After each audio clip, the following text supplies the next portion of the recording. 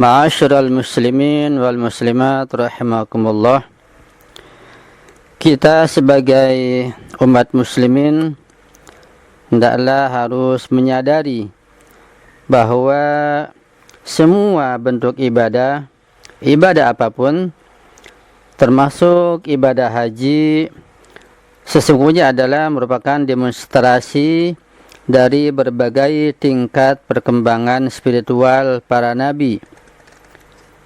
Mereka menampilkan jalan yang ditempuh dalam perjalanan menuju kepada Allah Subhanahu wa Ta'ala, yang dikenal dengan perjalanan ma'nawiyah atau perjalanan spiritual. Jadi semua bentuk ibadah itu merupakan perjalanan spiritual, perjalanan ma'nawiyah menuju kepada kesempurnaan, yaitu kepada Allah Subhanahu wa Ta'ala. Para nabi dan rasul itu mengungkapkan bagaimana mereka telah bergerak melalui berbagai tahap penghambaan kepada Allah Subhanahu wa Ta'ala dan mencapai posisi kedekatan kepada Allah Subhanahu wa Ta'ala. Jelaslah bahwa ibadah adalah gerakan jiwa, gerakan ruhani setiap abid, setiap penyembah, setiap yang beribadah kepada Allah Subhanahu wa Ta'ala. Rasulullah sallallahu alaihi bersabda, "Innama furidatis salatu wa umira bil haji wat tawafi wa asyaratil manasiku li iqamati zikrillah. Fa idza lam yakun fi qalbika lil madhkur alladhi huwa al maqsudu wal mubtagha 'azamatun wala haibatun fama qimatu zikrika." Artinya, salat itu diwajibkan, menunaikan ibadah haji dan tawaf mengelilingi Ka'bah juga diperintahkan, dan ritual haji diberitahukan hanyalah untuk menetapkan pengingatan kepada Allah Subhanahu wa Ta'ala, itu li zikrillah atau li iqamati zikrillah, untuk mengingat Allah Subhanahu wa Ta'ala.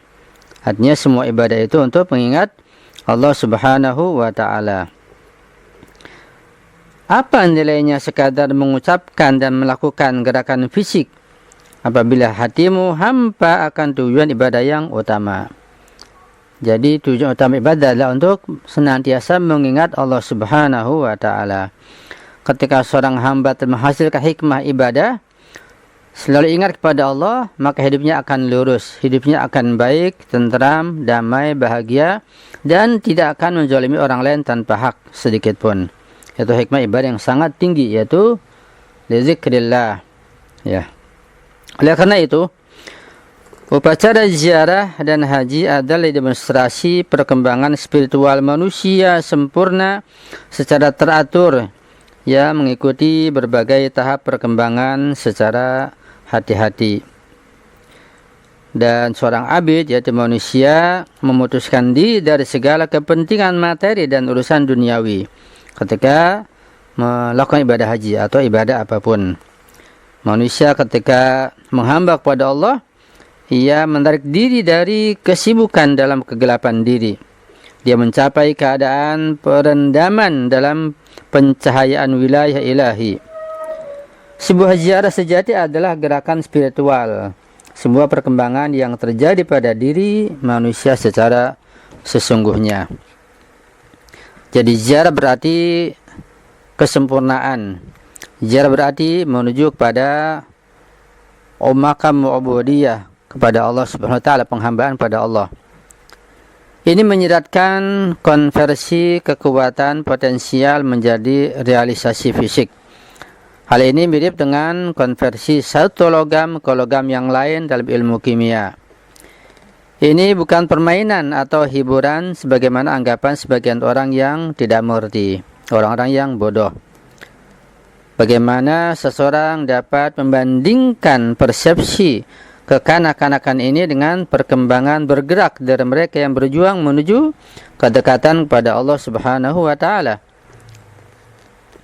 Malik bin Anas, yaitu seorang pendiri mazhab Malikiyah, meriwayatkan bahwa Pernah ketika dia menemani Imam Ja'far As-Shadiq alaihissalam dalam perjalanan haji, kita tahu bahwa Imam Hanafi dan Imam Maliki adalah dua orang mazhab ahli sunnah yang pernah berguru kepada Imam Ja'far As-Shadiq alaihissalam walaupun hanya sebentar. Dan kedua ulama ini hidup semasa dengan Imam Abu Abdullah Ja'far As-Shadiq alaihissalam. Imam alaihissalam yang waktu itu mengendarai kuda, beliau tidak bisa mengatakan labaik. Labaik Allahumma labaik. Imam merasa berat mengucapkan kata-kata labaik. Setiap kali beliau mencoba, suaranya terjebak di tenggorokannya dan dia jatuh dari kudanya. Kemudian Malik berkata, "Wahai cucu Rasulullah, ya benar Rasulullah, katakanlah labaik. Engkau harus mengatakan labaik." Lalu Imam Ja'far As-Shadiq alaihissalam berkata kepadanya, "Ya ibna Abi Amir, kaifa ajsiru an aqula labbaik Allahumma labbaik wa akhsha an yaqula azza wa jalla la labbaika wa la sa'daika."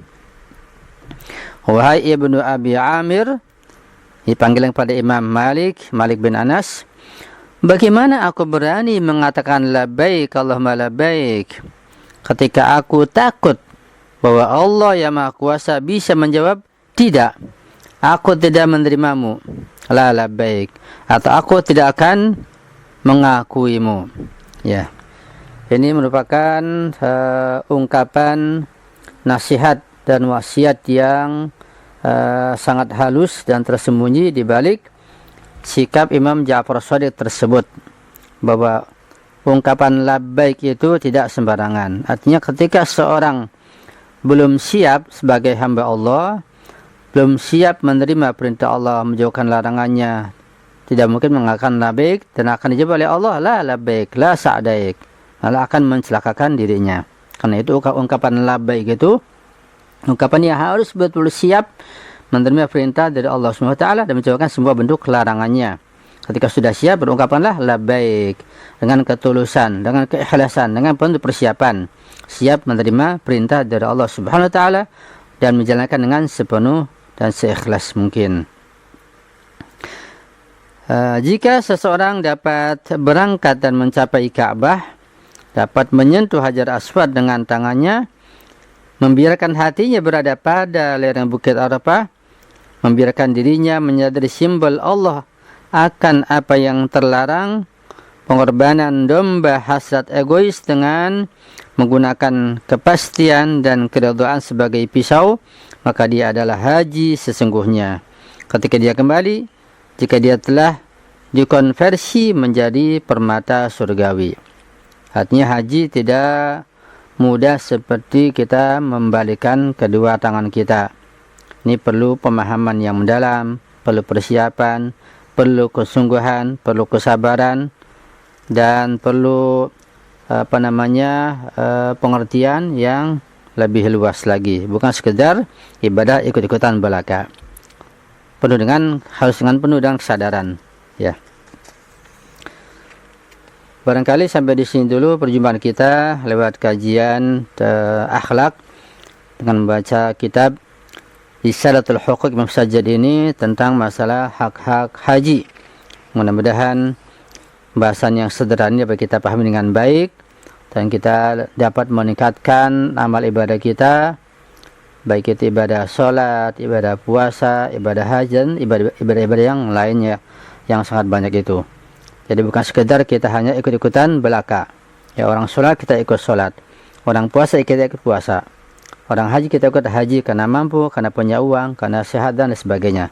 Tidak, semua harus dengan persiapan yang mendalam, dengan pemahaman yang matang dan kesadaran yang tulus, sehingga ibadahnya dapat menghasilkan hikmah dan falsafah sebagaimana yang dijelaskan oleh para imam ma'asum, oleh para ulama kita, insyaallah.